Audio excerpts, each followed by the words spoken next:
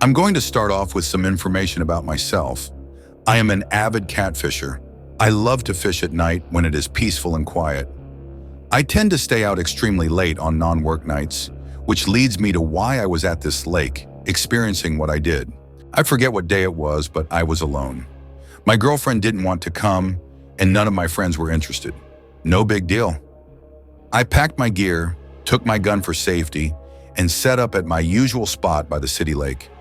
It was well lit in most places, but the deeper you went in, the darker it got. The water was still, reflecting the dim glow of the few streetlights scattered around the area. I fished for a few hours, catching a few catfish, when I started hearing voices. Just faint murmurs, like a conversation happening a little too far away to make out. I looked around and saw no one. Figuring it was just someone passing by on the nearby road, I ignored it. Then the whistling started. The first time it was distant, quick, sharp, almost playful. I glanced around, saw nothing, and went back to fishing. A few minutes later, another whistle, this time to my right. It was closer. I tensed, gripping my rod a little tighter. Probably kids messing around. But it wasn't just any whistle. It was the kind someone makes when they're deliberately trying to get your attention. I scanned the area, my eyes adjusting to the dim light. Nothing, just the quiet ripple of the lake. Then I noticed something, a cat sitting near my tackle box, just watching me. Its eyes glowed faintly in the dim light, eerily still. I didn't think much of it at first, but when the third whistle came, this time directly behind me, I turned and the cat was gone. It hadn't made a sound. A slow chill crept up my spine. My instincts kicked in. I reeled in my lines. Catfish are strong, and I wasn't about to lose an expensive rod over some weird feeling. My hand found its way to my gun as I quietly circled around a nearby building, scanning the area. But there was nothing, and that was the problem. The gravel should have crunched under someone's feet. The lake should have rippled if someone had moved. But there was nothing, just silence.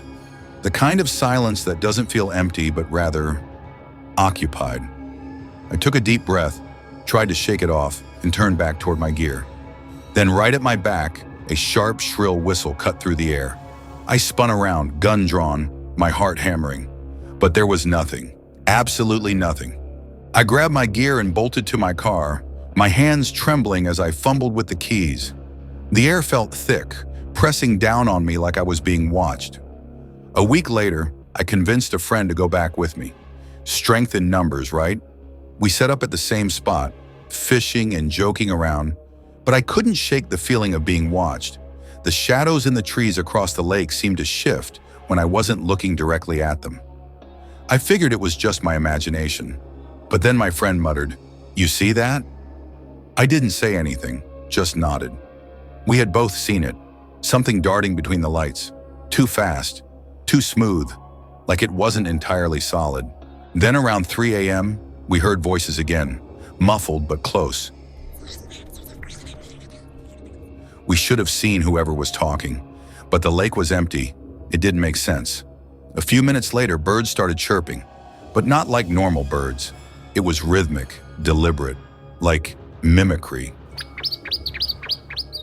I turned to my friend and said, "You hear the birds? That's weird for this time of night." He glanced around, suddenly uneasy, and said, "Those aren't birds." I frowned and asked, "What are you talking about?" He hesitated, then muttered, "Remember that story your coworker told you?" My stomach dropped. I did remember. About the deaths, about why swimming had been banned there for years. The whispers of something unnatural lingering beneath the water. "How many people died?" he asked. The second he said it, everything stopped. The wind, the crickets, the distant hum of the city, even the fish stopped biting. It was like the whole world held its breath. "You feel that?" he asked, his voice barely above a whisper. I nodded. A crushing weight settled in my chest, like something was pressing down on me. It was hard to breathe, hard to think. Every instinct screamed at me to leave. "Bro, let's pack up and get the hell out of here." We grabbed what we could, stuffing it into our bags as fast as possible. Then the whistling started again. Louder this time, closer, almost mocking. It echoed around us, making it impossible to pinpoint where it was coming from. We ran back for the last of our gear, but my friend suddenly spun around, knife drawn. I barely had time to react before I saw it. Something dark, something moving fast, charging toward us. It didn't move like a person. Its limbs seemed too long, its gait unnatural, as if it were gliding instead of running. My chest tightened. I didn't think. I just reached for my gun. "We need to go, now!" he shouted. We didn't look back. We sprinted to the car, threw our gear in, and peeled out of there. The entire drive home, my hands were shaking. I asked, "What did you see?" He was pale, gripping the knife like his life depended on it, and said, "I don't know, man." But it wasn't human. Even now, I get chills just thinking about it. I don't believe in ghosts. I don't believe in the supernatural, but I can't explain what happened that night, and I never went back to that lake again. This happened around 2018 or 2019 when I was 18 or 19 years old living in Nebraska. Now, Nebraska isn't exactly known for its bustling nightlife. Even in the largest city, you don't have to drive far before you're surrounded by endless fields of corn and wheat. The city was expanding, though, and with that came a wave of massive houses built by the rich peoples on the very edge of town, where civilization blurred into darkness and farmland. One of my closest friends lived in one of these houses. His parents were well off and, lucky for us, extremely laid back. His place became the go-to spot for our group, a haven filled with four-wheelers, a hot tub, and a huge living room where we'd binge-watch reality TV and drink, so long as we stayed the night. It was fun, but there was always something unsettling about the area, especially at night. Maybe it was just me. I've always been a little afraid of the dark, but something about the long, winding road leading to his house felt off. Like it held something.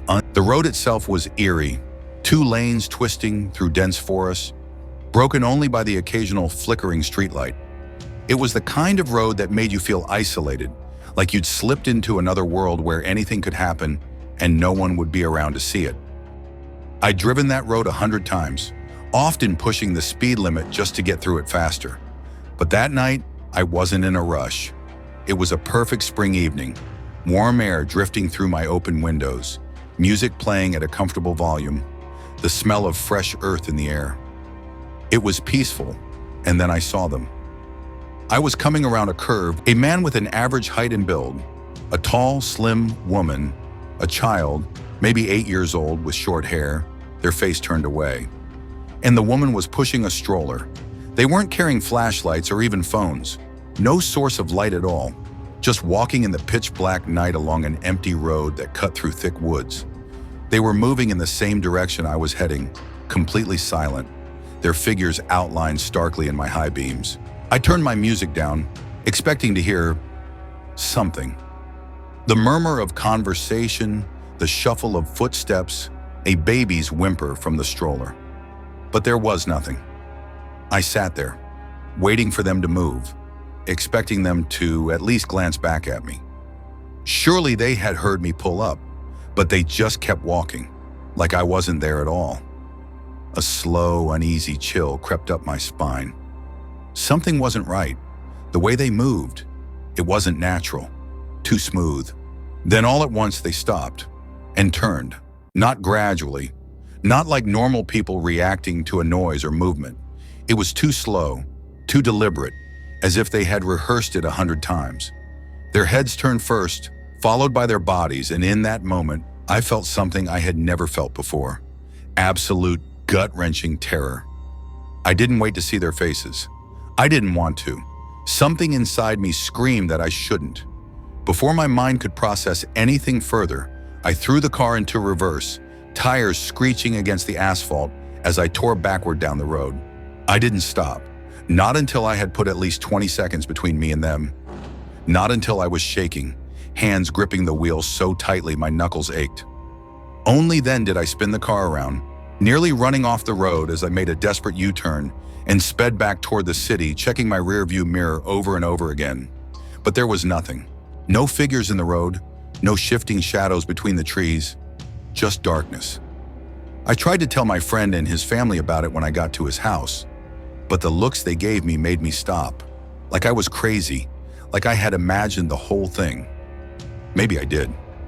Maybe it was just some weird family out for a midnight stroll, testing how much they could freak out passing drivers. Maybe it was a bizarre prank, or maybe it was something else. But the one detail I can't shake, the one thing that keeps me awake some nights, staring at my ceiling, my stomach twisting in unease, the stroller was empty, and I swear, before I turned away, I saw the woman's hands tighten around the handle, gripping it like she was holding on to something that wasn't there.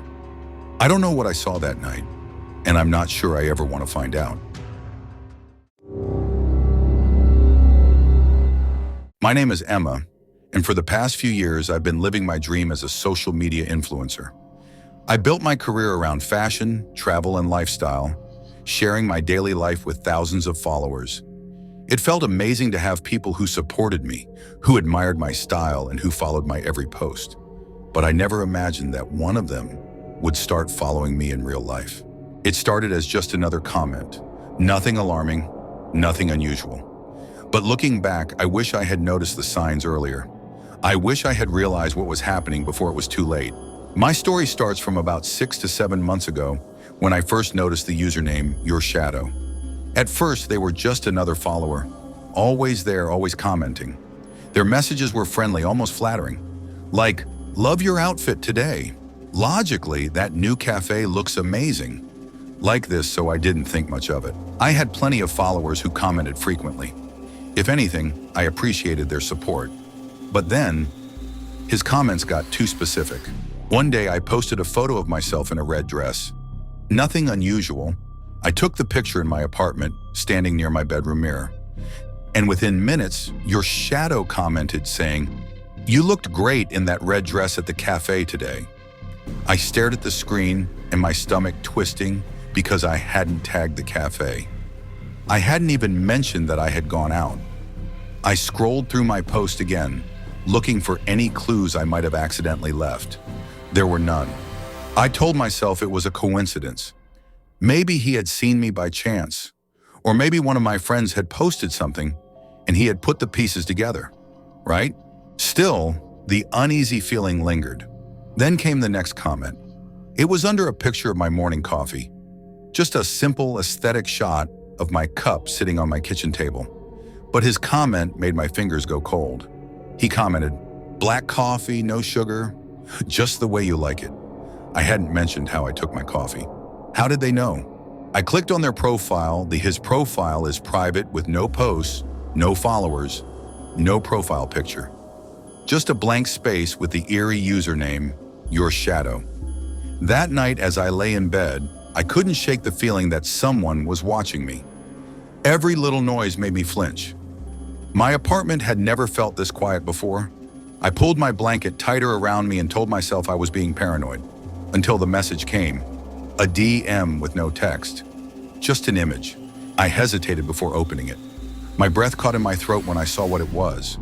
It was a photo of me, walking home. The image was grainy, taken from a distance, but there was no doubt about it. It was me, in my coat, my bag slung over my shoulder. The angle, it was taken from behind. I couldn't breathe. My hands shook as I checked the timestamp.